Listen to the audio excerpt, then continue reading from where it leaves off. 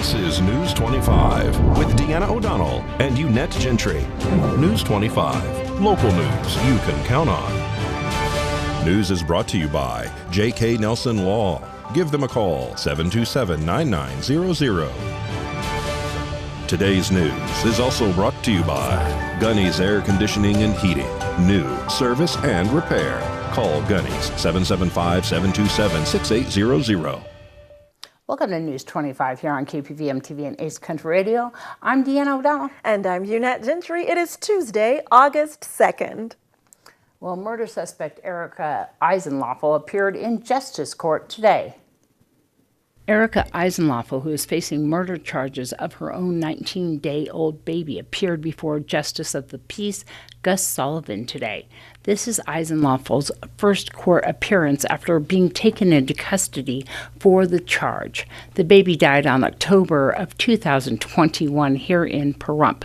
The lengthy investigation was conducted by the Nevada Department of Investigation, an independent agency, since Eisenloffel is related to a couple of officers at the Nye County Sheriff's Office. One is the undersheriff and the other is the son of the undersheriff, a deputy. Erica is the undersheriff Michael Eisenloffel's daughter, who has been estranged from him for about 2 years. He says she has been using drugs and was unaware she gave birth to a child. The child was said to have died from dehydration, malnourishment, and possibly had methamphetamine in its system at the time of death. The sheriff and undersheriff gave a heartfelt video release reaching out to whomever needed help and a number to call if they have drug-related issues after this arrest was conducted. The suspects include Erica Eisenloffel, the father of the child, Daniel Bills, and Angela Ashley Garano Bolt. In October of 2021, police say they were dispatched to 211 Duck Creek Road in Comstock Park here in Pahrump for a report of a baby that had died. All three suspects are being held on a $1 million bail amount.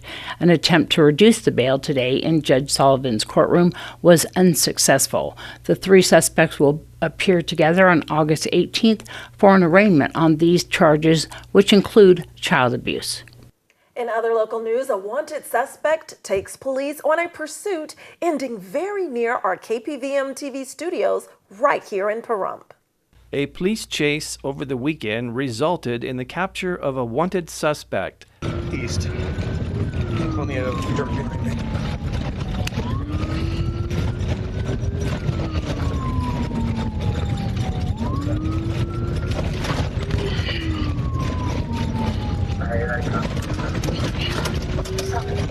Gonna be heading toward Basin. If we get a unit towards Basin.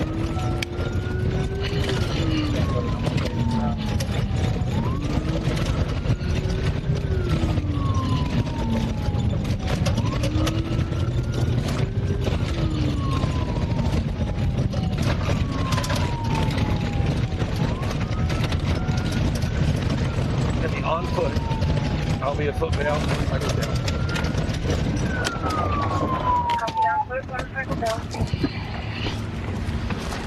Kevin, stop running. You're not going to get away. I have no problem chasing you.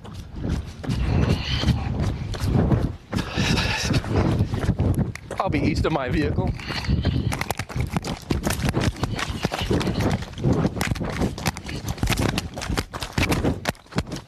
I'm just going to save your life. I'm going to run out again.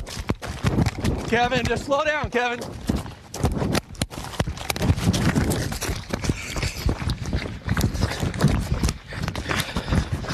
Sergeant Alan Schrimpf says that he spotted Kevin Ridenour riding his Harley motorcycle near Walgreens off Highway 372 when the individual began the chase. Officers were led from Highway 160 northbound to Basin Avenue to Higley Road, and Ridenour then fled on foot with Schrimpf on a walking foot pursuit until one officer took up the lead. At that time, the officer then took Ridenour into custody. Both were injured. The officer sustained an ankle injury during the takedown. They were both transferred by Pahrump Valley Fire and Rescue medics. Ridenour was wanted for driver disobeying a peace officer, endangering other people, resisting a public officer, and failure to appear after bail on a felony crime. Ridenour was transported to the Nye County Sheriff's Detention Center without further incident. More news after this break. You're watching News 25, the most recognized and farthest reaching local news in Nye County. News 25, local news you can count on. This segment of News 25 is brought to you by Lisa Spahitz and Mike Plasmeyer at Country Financial Insurance. Auto, home, life, and commercial. 775-727-8920. Welcome back. Well, school supplies were to be had by all at Pahrump Valley High School on Saturday morning. Many groups got together, organized by Nye Communities Coalition. The Nye Communities Coalition had their first in-person back-to-school fair since before COVID. Last year, Nye Communities Coalition hosted a drive-through back-to-school fair with individually packed bags for each child present. On July 30th, this year, with everything going back to normal, Nye Communities Coalition gave out school supplies at the Pahrump Valley High School from 8 to 10 a.m. With the line starting to form over an hour before, the employees and volunteers of Nye Communities Coalition prepared all supplies in a unique way. When the doors opened, each child was able to choose a backpack from the variety of backpacks for elementary, middle school, and high school students. Then they would follow the line to each table. Each table was different. Some had rulers, some had glue, and some had paper. All of the supplies were what's needed for this upcoming school year. This fair did not only have free school supplies, but free car seats and installations, free physicals, and free immunizations too. The physicals were done by Spring Mountain Medical, and the immunizations were done by the Department of Health and Human Services DPBH Community Health Nurse. The Nye Communities Coalition had yet another successful year for this back-to-school fair. Well, it's almost back to school time, but Valley Electric says donations are a bit low. The entity says this year has not been as impressive as previous years when it comes to donations for school supplies. They're still hoping for some monetary contributions that have been promised to come forward so they can contribute as much as possible to our area youth for this upcoming school year. But still, they say they're grateful for everything that Valley Electric has received thus far. The Valley Electric Association held their annual Fill the Bucket Truck School Drive last Saturday of July this year. They were located at Albertsons, Smith's, and Walmart from 9 a.m. to 1 p.m. Valley Electric's record stands in 2018 with 37 buckets filled. However, last year they filled 17 buckets and roughly $8,500 in school supplies and $4,800 in donations. Bill Perna with Valley Electric Association spoke about school supplies being down the last few years because of COVID. This year, Valley Electric Association filled about 10 buckets and received $3,500 in cash donations so far. All of these school supplies were packed up during the drive. Yesterday, August 1st, all of the school supplies were sent out to schools in Valley Electric's service area. Their service area is from Sandy Valley to Fish Lake, Nevada. Valley Electric Association had employees from linemen to customer service representatives helping with this event. Valley Electric has sponsored this event for the last 16 years, and they sponsor this drive to help their service area schools, especially with the effect of COVID. Well, if your children are playing sports this summer or starting practices for fall, it's important to know heat illness can sideline young athletes. Kids who are playing in like sand volleyball tournaments, softball tournaments, baseball tournaments, those kids are cramping. Even during doubles at practice, you're getting tight cramps. Those kids are probably behind on their electrolytes. Dr. Richard So with Cleveland Clinic Children says that heat illness is usually the result of overexertion in hot, humid weather and can cause fatigue, muscle cramping, or heat stroke, which can be deadly. He recommends drinking plenty of fluids to stay hydrated. In fact, he advises that athletes drink water the night before to ensure that they are well hydrated when they hit the field. Once play is underway, in addition to water, he suggests saltier drinks and snacks to replace the lost electrolytes and prevent cramping. It is also a good idea for kids to take frequent breaks. If an athlete appears to be suffering from heat exhaustion, which may include headaches, irritability, vomiting, dizziness, or fainting, fainting, it is important for them to lower their body temperature as soon as possible. You put ice over their large arteries and blood vessels. You put ice in their groins, ice in their armpits, and hose them down. Number one thing is cool them down, get them in the shade, and then get them as hydrated as quick as you can. Obviously, oral hydration would be the best. Well, Dr. So says an athlete who is vomiting in the heat should be observed, cooled down, rehydrated, and not return to activity that day. If they have slurred speech, are confused, agitated, or having hallucinations, they should get medical help right away. We'll return with a high-tech tip right after this break. You're watching News 25, brought to you by Mountain West Lawyer, Injury Attorneys, 727-9500. Also brought to you by Silver State Health. Visit silverstatehealth.org or call 702-471-0420 for an appointment. News 25, local news you can count on.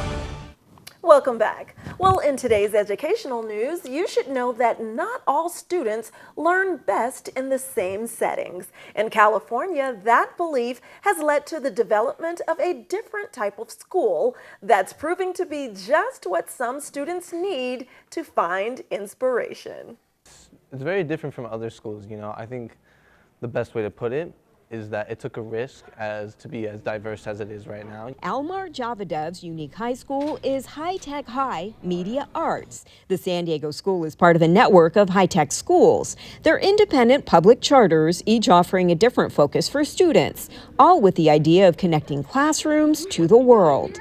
At High Tech High Media Arts, the college prep curriculum also has an emphasis on creativity. I would say we are really hands-on, we're really collaborative, we're really focused on project work and making sure that students kind of take ownership of their learning, and it's student-centered as opposed to teacher-centered like in some more traditional schools. Deeper learning, peer-to-peer collaboration, cross-discipline, as well as publicly displaying our students' learning in the hopes that they can really excel in their passions and their interests. One of the most successful project-based endeavors at High Tech High is furniture making. That means making intricate and well-designed pieces like these and auctioning them off for charity. I think this school has mainly helped me find my true passions because of how openly there's so much freedom of expression in your work. Everywhere you look at High Tech High Media Arts, you'll find students working in different mediums of art, and even their traditional subjects are approached with creativity.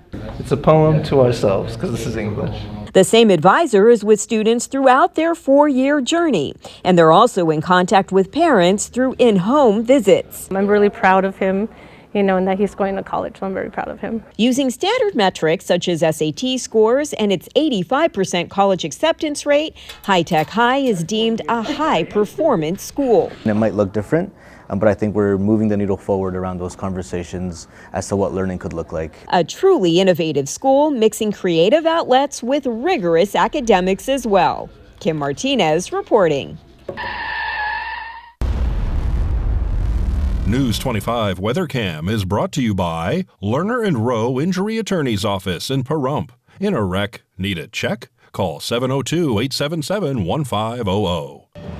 Let's take a look outside at our beautiful fluffy clouds, blue skies. Is there more rain in the forecast? We'll find out next.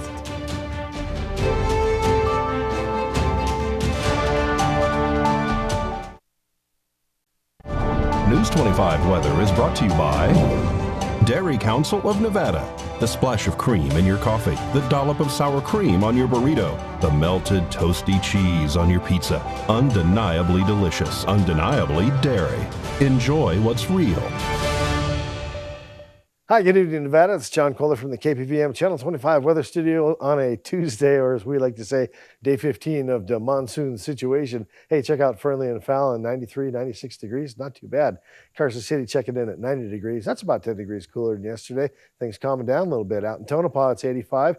Also 85 in Goldfield, but who wins the over-under? Tonopah. Here the cool spot today in the state. 95 degrees out in Beatty. 99 in Amargosa. That's the hot spot. Oh, don't you know? And Vegas close behind at 96. And Death Valley, just like they do, 111 degrees. Yee! Here in the paradise of Pahrump, however, 95 is where we're sitting. 97 just a little bit earlier. That was our high today. Southwesterly winds at 7 miles per hour. Sure felt good with that humidity at 32% when the sun rose this morning at 5:51 a.m. And it's setting this evening. Look for it, 7:48 under partly cloudy sky. Some pretty skies out there tonight for sunset. A low tonight of 79 degrees. Humidity at 41%. Oh my. It smells like clouds, perhaps rain. Look, yes, indeed, we have all of that. Clouds throughout the week. Looks like chance of rain starting Thursday, Friday. You know, some mild showers. Saturday, it's going to get a little more robust.